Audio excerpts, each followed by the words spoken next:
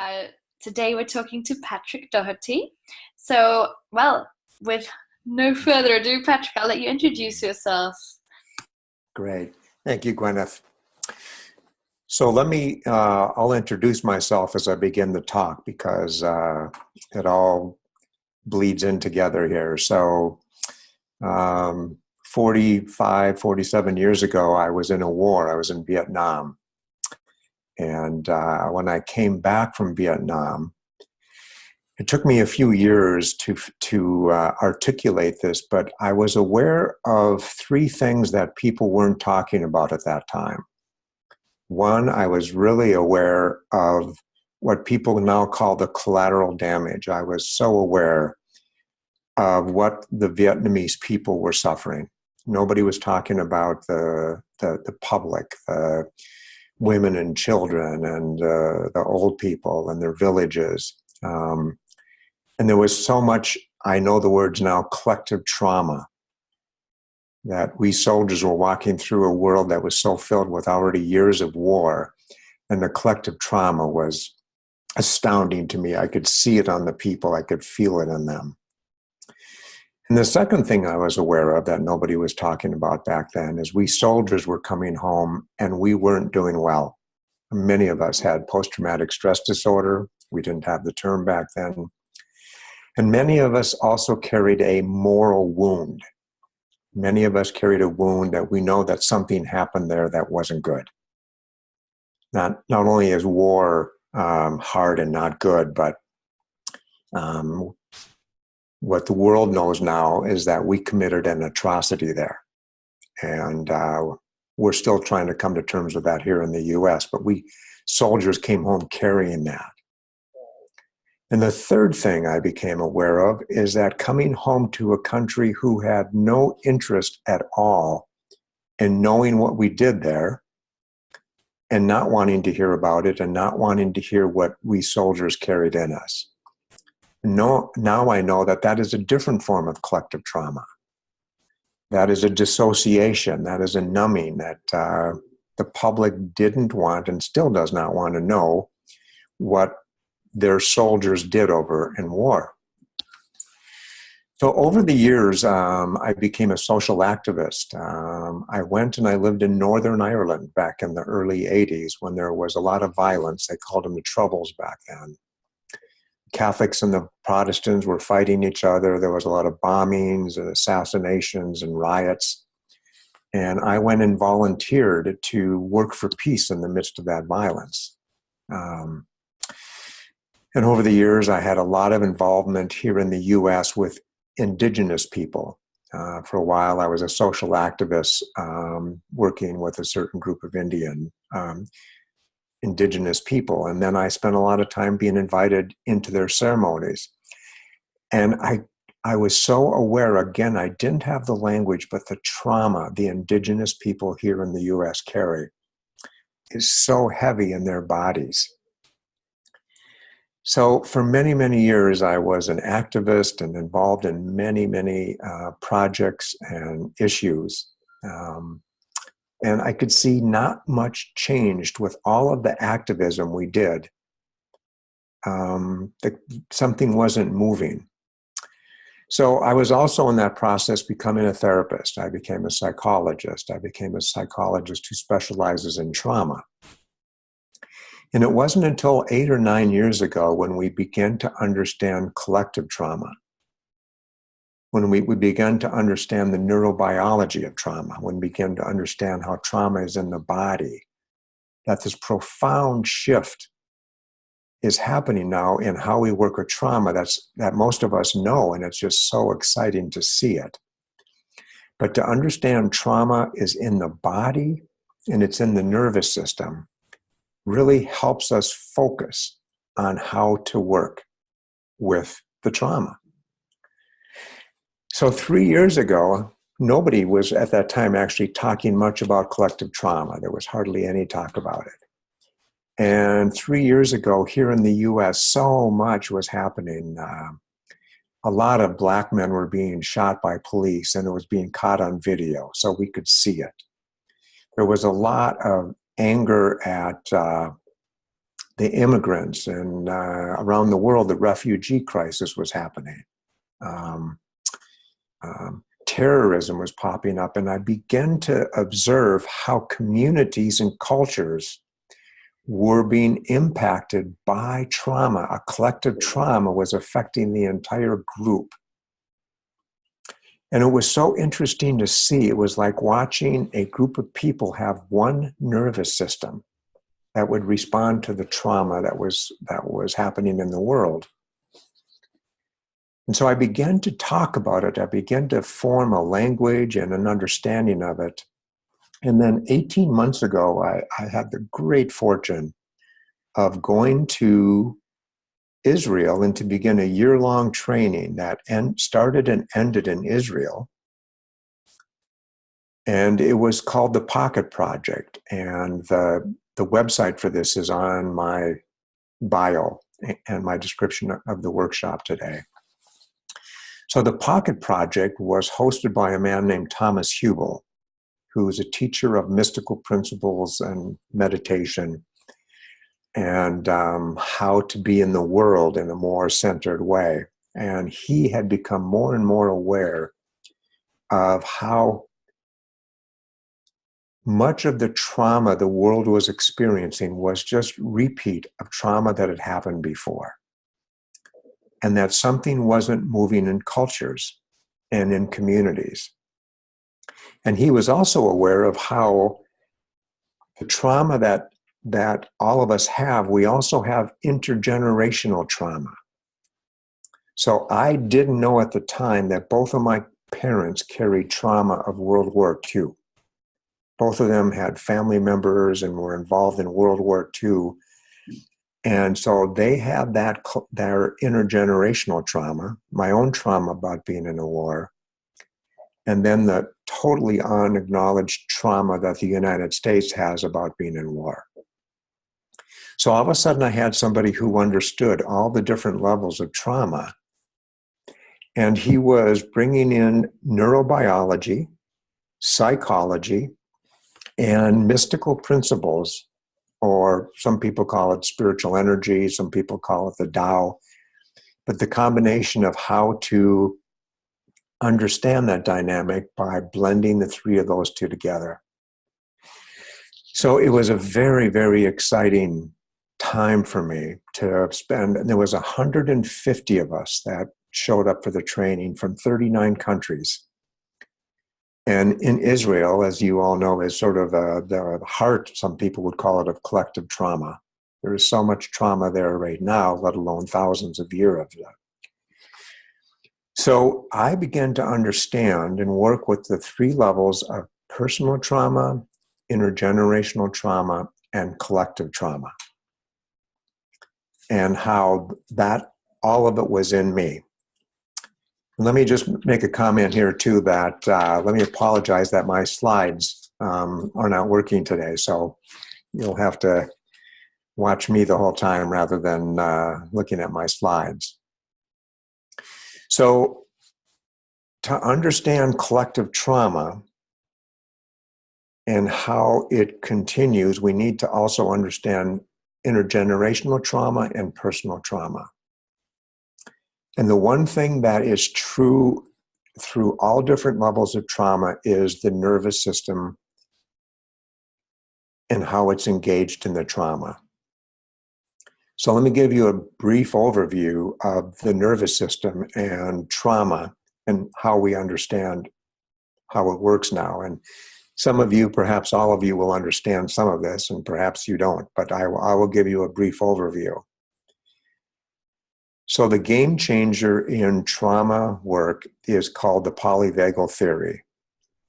And what we understand now is the nervous system has three layers, three different levels. The top level is what we call hyperarousal. The nervous system, when it goes up into hyperarousal, that is the place where we are anxious, where we are activated, where we're in fight or flight, when we're hypervigilant, when we're reactively angry, when we're walking around all stressed out. Our nervous system is up in hyperarousal, it's called. The lower level is called hypoarousal. Hypoarousal. And this is the place where we go when we're frozen. If we think about fight, flight, and freeze as terror responses, the frozen response, the immobile response, goes down here. This is the place where we dissociate. This is the place where we have depression and hopelessness, where we space out, where we check out. And it's a place to cope with trauma. The middle section is called the window of tolerance. And in the middle section, which is beautiful about this, is when our nervous system is regulated and we're not in hyper or hypoarousal, when we're regulated, we're able to respond to life in all the different ways it comes to us. We're able to get really mad, really angry. We're able to defend ourselves. And we're able to be sad and down and blue.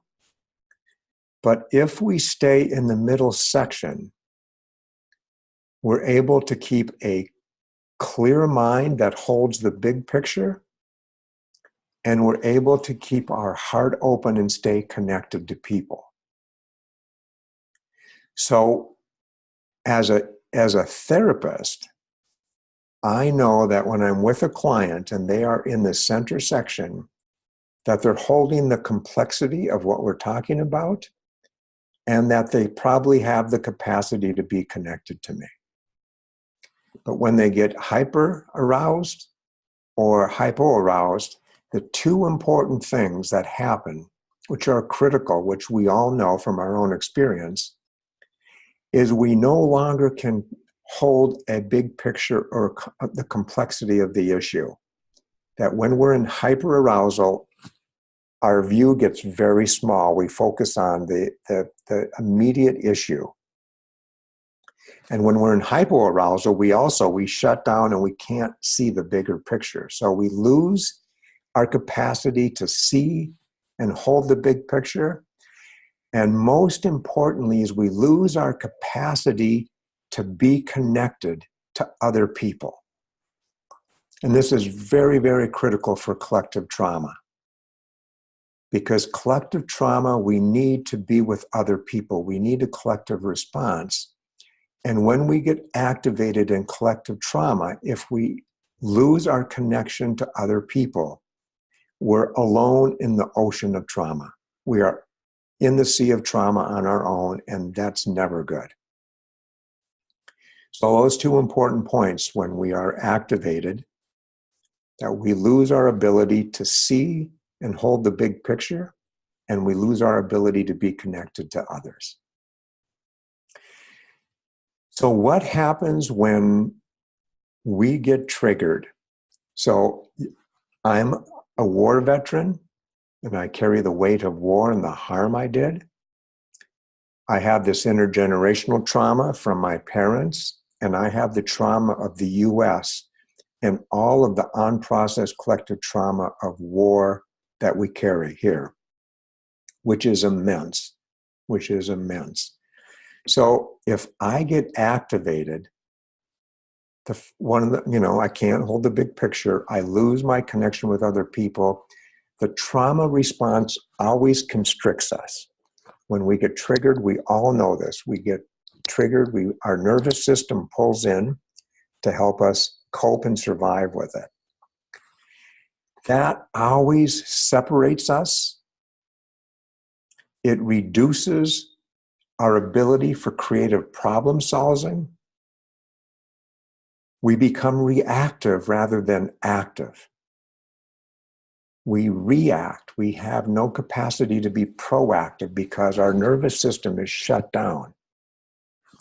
And over time, we lose resilience. When our nervous system is constricted,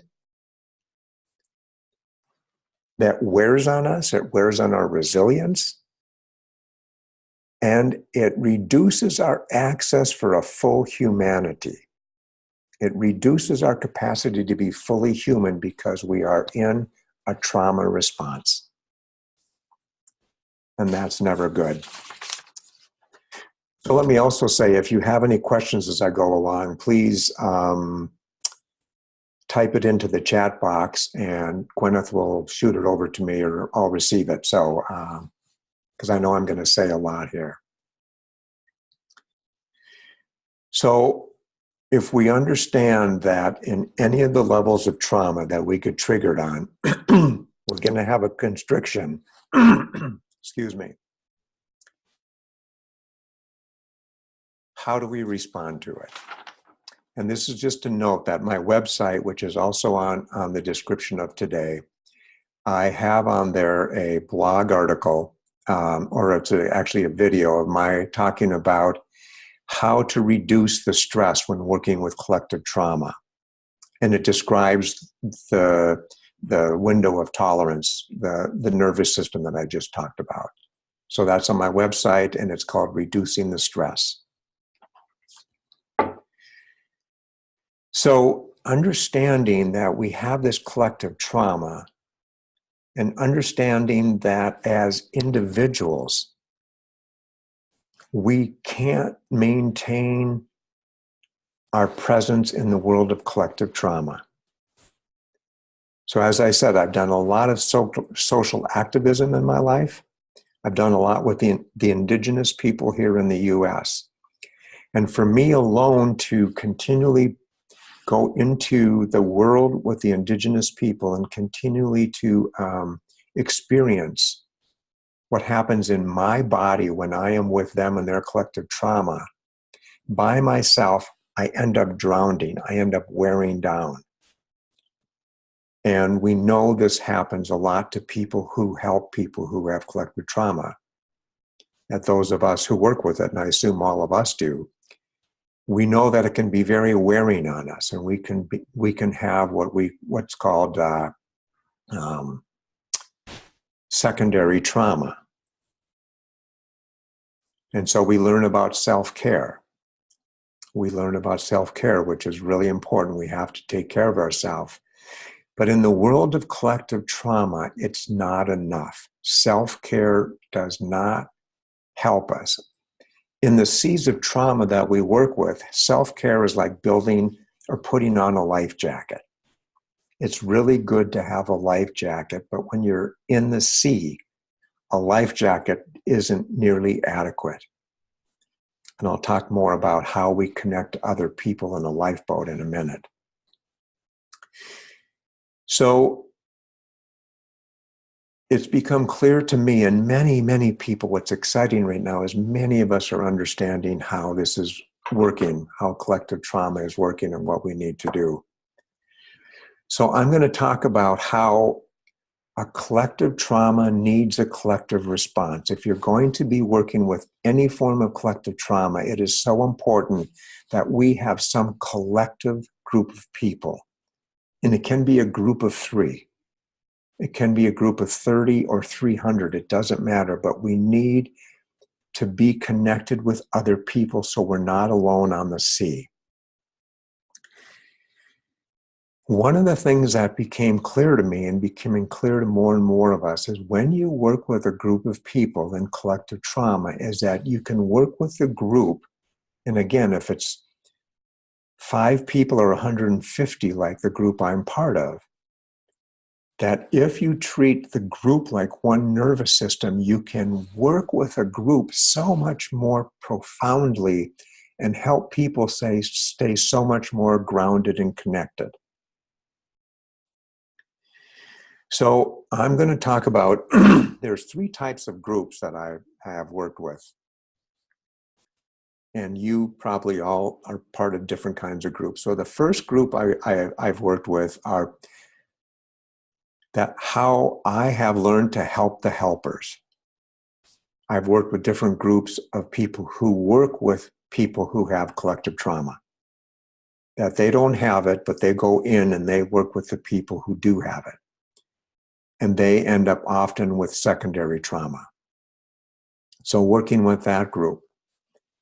The second group that you can be working with, and some of you I know are you're working directly with people in the field. You're working with people in the field who are sitting there with the collective trauma, wanting help with it. I'll speak in a little bit about one of my colleagues is working with women in Colombia who suffer from sexual violence. And so she's going in as a helper to work with this group of women who are suffering from a personal and collective trauma. And the third kind of group is the group I'm part of. It's called the Pocket Project again. And we go after the collective trauma to see if we can loosen it up. And I'll say more about that in a couple minutes here. And also on my website, there's a blog post about therapist peer groups. It's about the lifeboat, building a lifeboat for therapist peer groups. And that article is very applicable to any group. You don't need to be therapists. So you can get a lot more specific information there. So how you form a lifeboat, and this is so important. Anytime I even talk to an audience that's working on a certain specific understanding of a collective trauma, I always do this process because even sitting with an audience of 50 white people here in the US, and we're talking about slavery and racism, just to talk with that audience and begin to talking for 5 or 10 or 15 minutes, the collective trauma in that issue is so activated in the room, people start to go into hyperarousal and hypoarousal. The collective trauma sets off people's personal responses.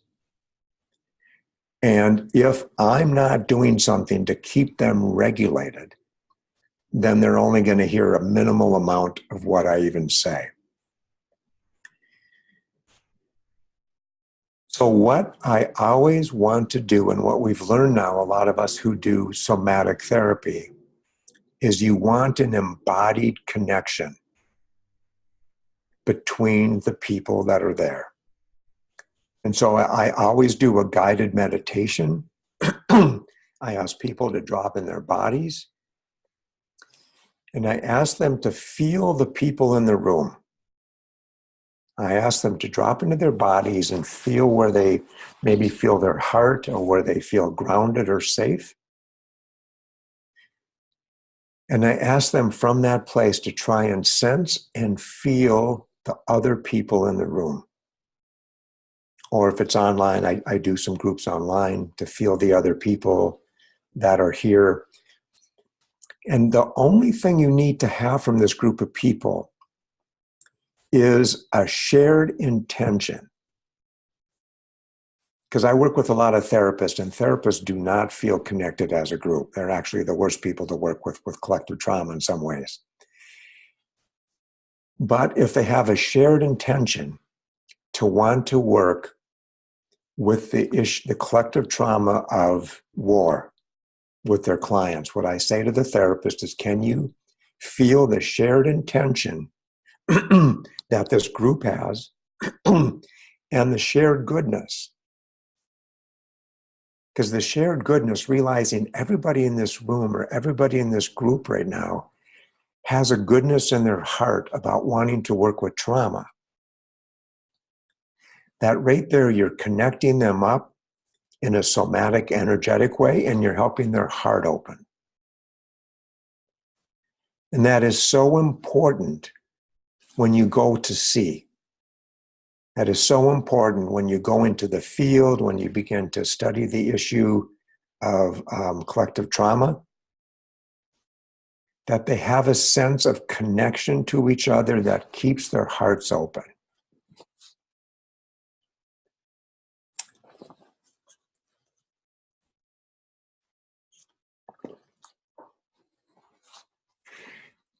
So, thank you, excuse me. So understanding the neurobiology of trauma, something that we learned a few years ago that we didn't know before, is that what heals trauma is not getting all the emotions out. What heals trauma is not going to the deep end of the pool of trauma, personal trauma, and getting deep into your feelings of grief and terror and rage. What heals trauma is connection. What heals trauma is not feeling the anguish and suffering, but if you're touching into that and connection shows up, that is connection to another person or other people that allows that to move, that allows something to move through because we're no longer alone. So my old process of healing therapy with my individual clients was having them cry and sob and beat pillows and go as deep into the trauma again and again to see if we could get it out of them.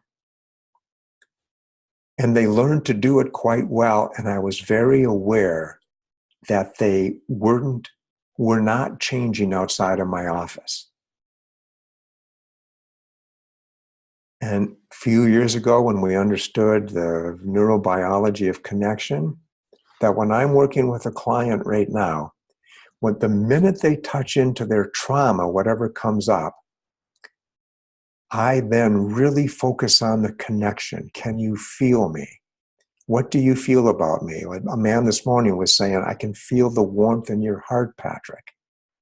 And I said, what does that do to you? And he just started to cry. He was feeling his rage. He has this rage inside of him, like his father really hurt his wife. And he was feeling the anguish of it. And I focused on the connection, and something released in him, and a grief moved through him. So what heals trauma is connection. So if I'm thinking about a group of people in a boat, what I want to focus on, especially when the water gets rough, is I want to sense that people are becoming dysregulated. And then I want to bring them back and to focus on the connection. And I'll talk in a minute through about how that works. Because what happens with connection is it helps the feelings move through us. The body holds trauma because there is not a safe enough place to discharge it. Our body holds a constriction. My parents, as I said, had war trauma. Both of my parents came from violent families. Both of them came into marriage with this constriction around the violence that they both came from, and they both became violent parents. And I grew up with violence. And it's that constriction that doesn't allow us to heal. And so when I'm with an individual or a group, I'm always thinking, what can I do when they get activated to help the connection so something can move through? When I was in Northern Ireland back in 1981, I worked at a retreat center where we worked with the people who were most adversely affected by the violence. We worked with prisoners' families and bereaving families. We worked with people who were in the middle of the violence and who were so traumatized. We'd go into Belfast or Derry, and we would pick up and bring them out to the retreat center. And there were 9 of us from around the world that would be the initial hosts of these groups of people. 12, 14-hour days, 6 days a week. Such a great need. They're in so much suffering. So the 9 of us were very connected in our intention. We were very connected in our goodness. But we kept giving and giving and giving, and we never took time to stop. Nobody helped us know to stop, to come together in a group and to say, okay, what's heavy on your heart? What are you carrying right now that is keeping you bound up? We would pray together. It was an ecumenical retreat center. But over the months, we just wore down. We got more and more tired. We got wore out. We got less friendly. I committed for a year and I went home after 6 months because for me, I was so activated in such deep PTSD from my own experience in war, and nobody knew what to do with it. And I know now that if that retreat center would have known to say every week, we're going to come and sit in a circle, we're going to drop into our bodies, we're going to feel what's true in our bodies. We're going to feel the loving connection we have with these other 8 people. It was a beautiful group of people. And if I could have felt what was in my body, and if I could have felt the support and care and love of the other 8 people, I would have at times cried, sobbed. I would have been mad as hell about some of the violence that was happening. And it could have kept moving through me. And I would have felt a connection to the others that was much more deep than it was. I would have had more resilience. And I would have been more in touch with my humanity and had more generosity to be with the people who came to our retreat center. But we didn't know how to do that now. And most of you who work with aiding refugees or aiding people displaced by wars, we know how much we have to give. And we know how it wears us down because our bodies experience a trauma from being around other traumatized people. So one of the things that I think about often when I'm thinking about secondary trauma is our nervous systems do not experience secondary trauma. Our nervous systems experience trauma. Our mind knows, well, it's not my trauma. I'm working with these people who are suffering from war. So they have a primary trauma, and I might be having a lot of reaction to their trauma. But my nervous system is feeling traumatized. And so if I remember that I am feeling traumatized, I have to treat myself like I'm treating anybody who has trauma. And so this is where the lifeboat and coming together again and again with groups of people in a caring and loving and embodied way in a place that I feel safe enough to let my feelings, thoughts, and emotions flow out. So one of the groups I've worked with is a group here in the United States, and it's a group called the Legal Aid Lawyers. And these lawyers are committed to working with clients who don't have access to legal care. And this group I worked with is working with immigrants, the refugees from around the world who come here so traumatized. And then if there's any legal issue, they are so vulnerable to being sent home, to being imprisoned because they have no legal care.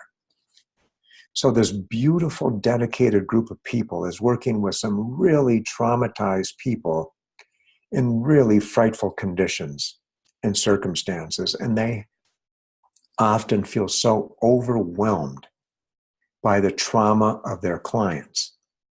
And so they called me up and said, can you please help us? So what I did with them is I taught them, I guided them through the embodied meditation of feeling connected to each other, of being connected to their bodies, of feeling into their bodies, and taught them how to have compassion for themselves for suffering from trauma. I taught them to have compassion for themselves and the suffering that they carried in their body. And they would say, but compared to my clients, my trauma is nothing. And I would say that might be true, but your body is wearing down and your capacity to work with your clients today, tomorrow, and a year from now is dissipating. And so you have to care for yourself and you have to care for the trauma that your body is feeling. And last I heard, they are still meeting every week and doing this circle because they couldn't go home and talk about it anymore. Their families are going, my God, those stories are too much. Their friends were overwhelmed by the trauma that they were talking about. They had no place to go with it except within the group. And they're doing that. Another group that I mentioned earlier, a friend of mine from Colombia, she was just talking about that she went up into the mountains and she was working with a group of women who had suffered sexual violence. And so most of the violence that they had suffered happened in the midst of the war, the guerrilla war, the paramilitaries. There so many years of war, but they're unable to talk about it because it is so raw and so overwhelming. But these women were willing to come together and talk about the sexual violence that they personally experienced, but not tie it to the bigger issue.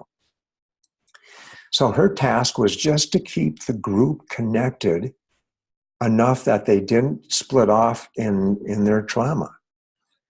And the war was always sort of gently spoken about or a reference to it. So the war was in the room the whole time.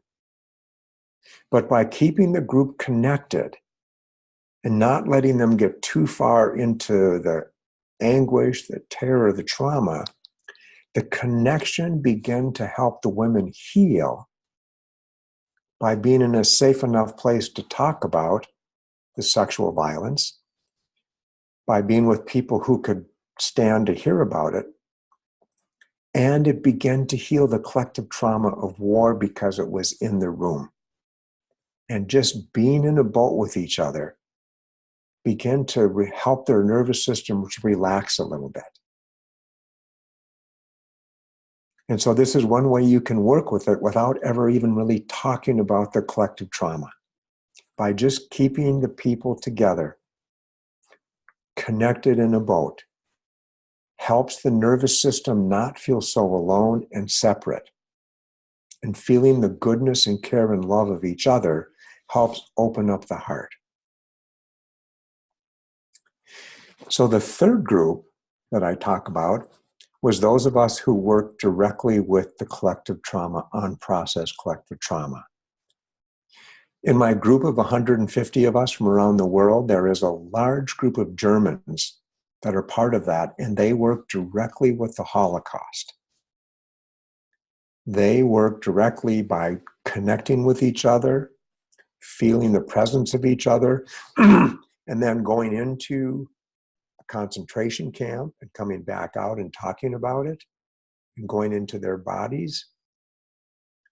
Because they know that the collective trauma of the Holocaust is such a numbing and frozen place in the German people. And they're trying to loosen that. I'm part of a group here in the US right now, a group of mostly white people. We're forming a group to begin to work with the collective trauma of slavery and white supremacy. And we're doing this very thing of hooking up and just trying to tolerate what happens as we begin to face more directly racism and slavery. What we're trying to do is we're trying to increase our capacity to stay present. Because after hundreds of years of slavery and racism and just the trauma that Black people carry, the African Americans in our country carry, is so huge that most of us can't bear to be present for very long. And so every time we work with it, we increase our capacity a little bit more to tolerate the trauma, to stay regulated. And within there, then we're looking for more creative responses to it than we can find in the midst of the clenched trauma. Another group I worked with over the year that I was in the training was I hosted a group of men from around the world trying to face the collective trauma of men's violence toward women in all the myriad of ways that that happens. And so every 2 or 3 weeks, we would meet in a Zoom call and we'd talk about what was coming up for us. And what came up for men was so much shame and longing and grief and anger, and everything came up in this room, this Zoom room that was safe enough for them to get in touch with the vulnerability of all the emotions that were brought up by that issue. So it was a beautiful, beautiful time together. And what was interesting is at the end of the year, and the women were doing work on the issue of being a woman in the patriarchal world, is that both the men's group and the women's group begin to say, okay, but what can we do different? How do we come together in a different way than the way that we have learned? Than the old patriarchal, men are superior, men get to do what they want to do, and all of that issue and all those energies that we all carry with us. And both groups began to say, I want to do something different.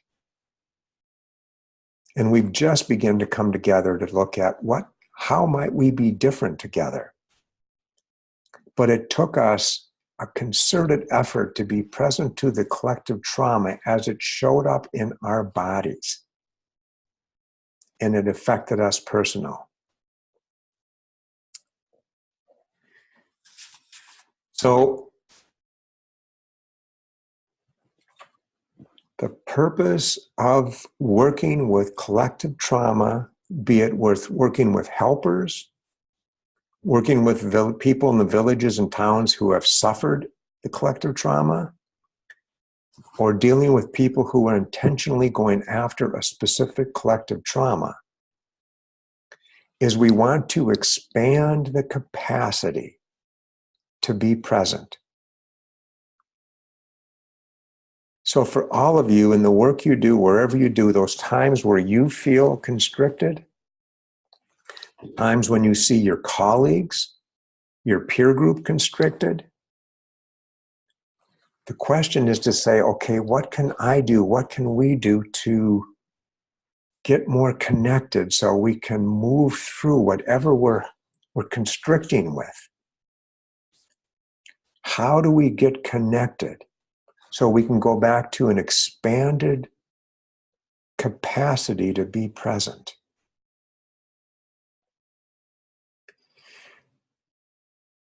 Creative solutions, the issue of racism here in the US, what to do about it. There's a million thoughts on it. There's books written on it. What we understand now is part of the solution is in the trauma. Is in the trauma.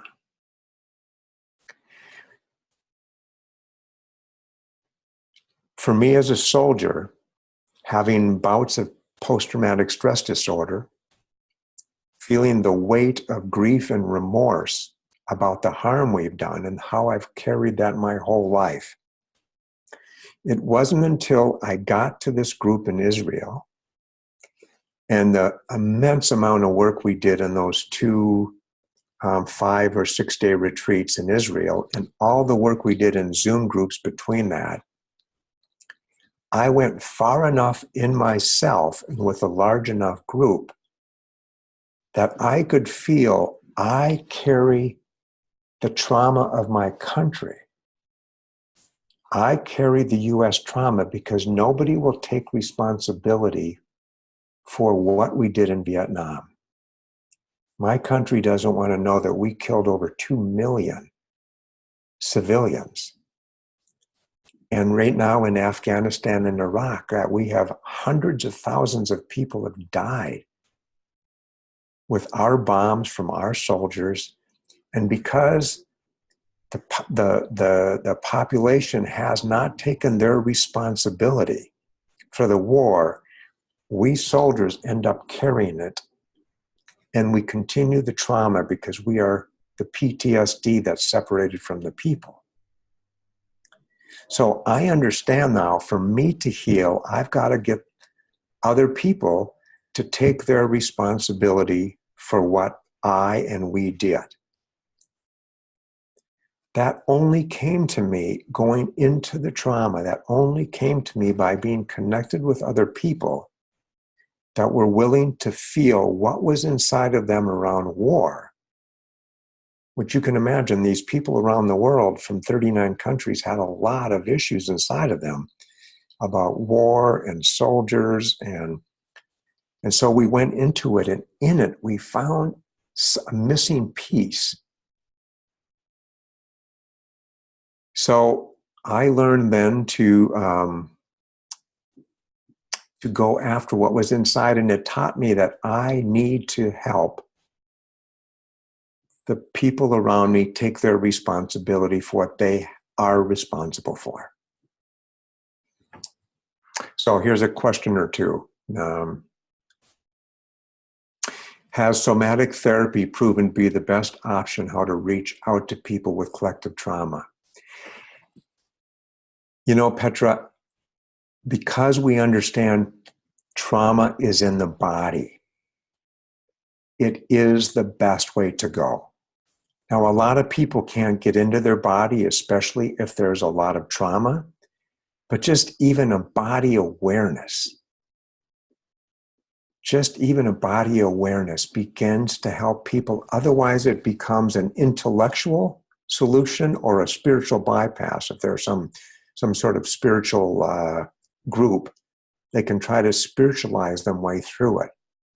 But the trauma is in our bodies. Every one of us has collective traumas from, I've got war, I've got the slavery, I've got genocide of Native people, colonialism of America. All those layers are in my body someplace. And if I'm going to work with it, I need to find a way to get into my body. And here's the next question, how many people can be included within one group that we're trying to connect with? So this depends upon, it's a great question, this depends upon the group of people. I came together, as I said, with 150 people who were really committed to working with collective trauma.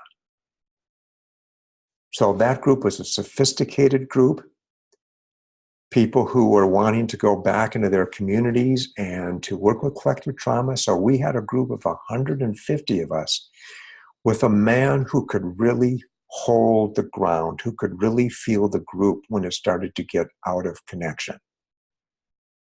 So you can do a group of 150, and I suspect sometimes you need a group of 6 or 10. Like my friend who went up in the mountains and sat with the women, I would imagine if there was more than 10 women there, it would have been too powerful. So it really depends upon how raw the trauma is and what capacity the individual has. So I think I just answered your next question there. Preventing them shutting down. How do you prevent the people shutting down and just tuning out? So what I do with my individual clients is I go with less is more. And I do this with groups of people too. If I feel like the group is starting to get dysregulated and people are starting to shut down, I move away from the talk about the trauma. I just move away from it, because if the group is shutting down into numbness, nothing is going to change or heal anyway.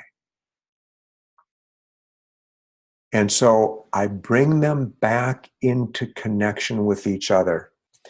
So the beautiful thing about the middle zone, the beautiful thing about the optimal arousal is the quickest way to get back into the middle zone is a direct connection with other people. The quickest way back in is connection with other people. So I will say, okay, everybody, we're going to stop right here. I want you to come back into your body. I want you to feel your place in the boat. I want you to feel other people. You might look at people around the circle. And I don't do anything until I can feel the relief, the relaxing in the group, the presence of the group. It's a really good question. Next question, does a therapist person who's willing to help need to speak a mother tongue? Boy, I'll tell you, the ideal is always the mother tongue. But we know a lot of times the people who have the capacity of the information are people who don't have the mother tongue. And so sometimes it needs to be translated. Sometimes, so many people know English. A lot of the 150 people that came to the training from around the world wasn't their mother tongue, but we spoke slow enough and tried to speak clear enough to involve everybody. So it's ideal, but the ideal rarely happens in working with collective trauma. Next question. Does it help to have gone through a collective trauma personally to connect with others on the same issue? Or are we scared to the point that is more likely to be a burden rather than help? Wonderful question. To do work with a group of people in collective trauma, the only thing you need to have is be willing to show up with whatever comes up in your body. And here's a really important point, is that when you are working with collective trauma, like the Holocaust, I'm obviously a guy from America. I'm not Jewish. When we would talk in this collective group about the Holocaust and what the Holocaust did and the impact, stuff came up for me from my own upbringing, growing up with violence, growing up with indiscriminate violence. And I had to be willing to process and be present to what came up in me in order to be present in the room with my friends. So what gets triggered in us is always personal, but it helps us be connected to the collective. We got about 5 minutes here.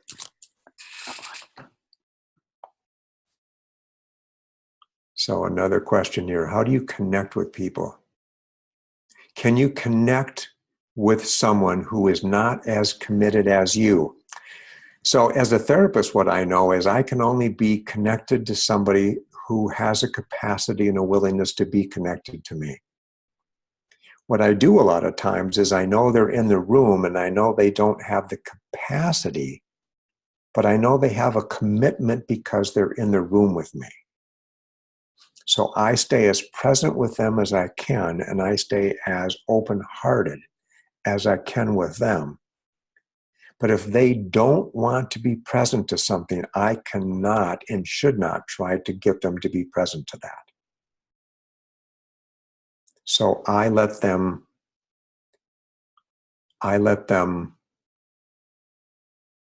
decide how much they're going to go into. So here's another question. The role of collective. Have you found that the U.S. ideals of individualism has been a barrier? Oh boy, that is a wonderful question. So we in the U.S.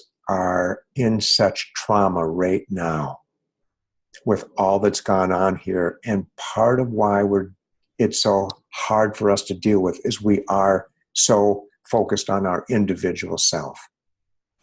We all think about taking care of ourselves. What do I need? We have the ability so often to regulate how much discomfort we feel.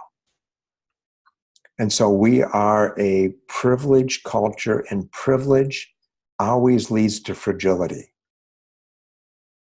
Fragility comes because we don't have the capacity to engage with discomfort. And we're just finding that out. The shadow side of privilege is we end up fragile and can't face so much.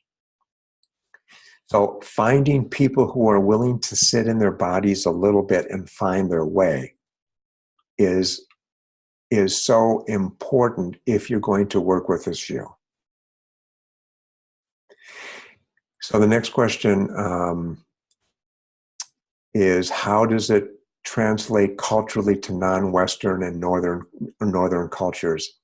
So we had people in our group from Namibia, from the Congo, from all over the world.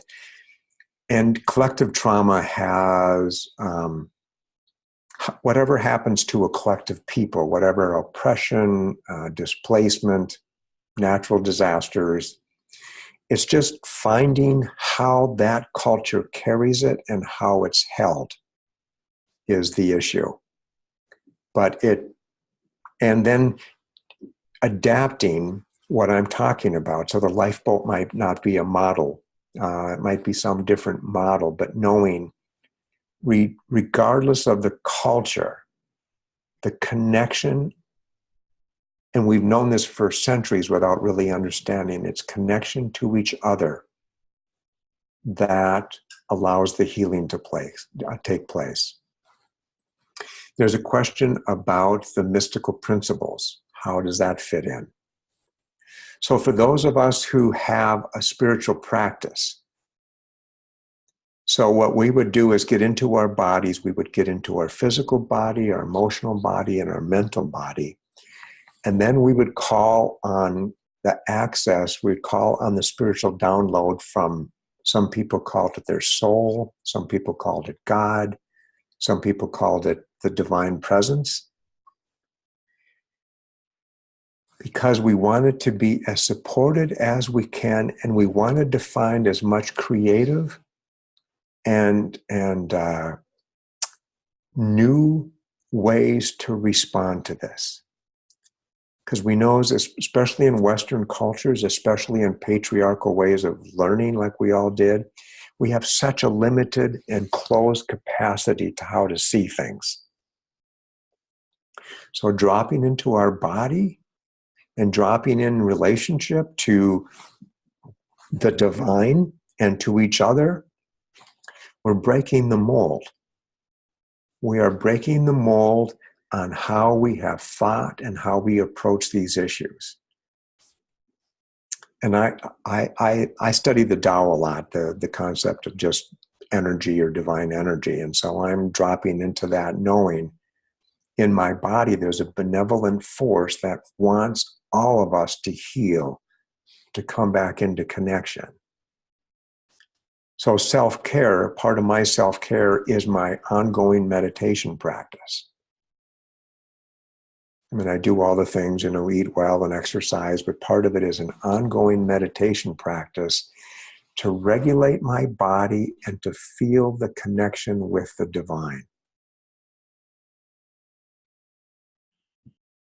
Thank you so much, Patrick. It's been really wonderful listening to you speak. And I don't know if you tuned into the previous talks, but I found it very, powerful that you said actually self-care alone was not going to help us, right? Because it sort of flies in the face of this idea that we have to have therapy, we have to delve into our own emotions and kind of carry that burden alone. So it's really... I think something really wonderful that we're looking at this collective healing together. So thank you so much. You bet. I probably have millions of other questions, but to wrap it up for today, is there anything else that you'd like to add? So perhaps where we can find out more about what you're doing. So you can go to my website, which keeps up to date. I'm on Facebook. And if you have any more specific questions you want to ask me about your particular situation, I'd be glad to answer that. My website is movingthroughit.org. And I think Gwyneth might be typing it in right now. So yes, there we go. That's right, yeah? Yes. Great. Yes. Yeah. Oh, hang on, I'll just... that didn't work. I'll find it. Oh, yes. Okay, I've got it. Thank you. Yes, I've seen that you have some wonderful articles and blog posts on there as well. Okay. Yeah, thank you so much for joining us, Patrick. All right.